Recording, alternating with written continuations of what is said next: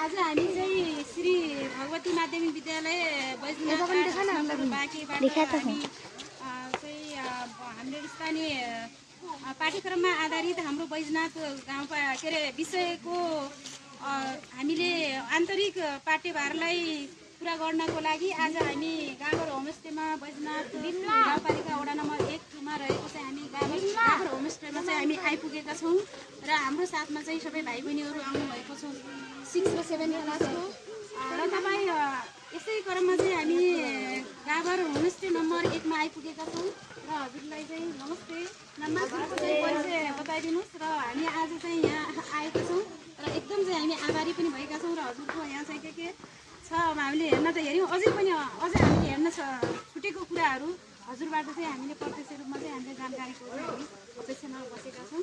धन्यवाद। मेरो नाम चाहिँ रमेश चौधरी हो है।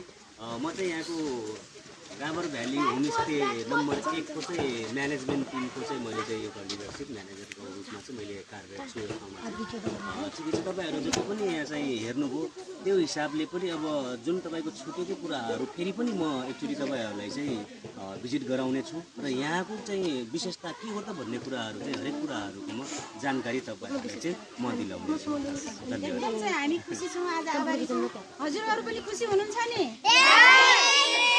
यसरी हेर्न पाउँदा हजुरहरूले धेरै कुराहरू देख्नुभयो होइन। हस्तकलाको सामग्रीहरू भयो, परम्परागत चाहिँ हाम्रो चाहिँ सामग्रीहरूदेखि लगेर चाहिँ हामीले परम्परागत संस्कृतिहरू झल्किने खालका विभिन्न खालको चाहिँ विषयवस्तुहरूलाई तपाईँले प्रत्यक्ष रूपमा धेरै कुराहरू हेरिसक्नु भएको छ र अब चाहिँ हाम्रो विद्यालयमा गएर हामीले टिममा आएर धेरै कुराहरू देखेका छौँ र हजुरहरूले चाहिँ अब यसको प्रोजेक्ट वर्क गरेर चाहिँ तपाईँहरूले आफ्नो कामलाई सम्पन्न गर्नुहुनेछ।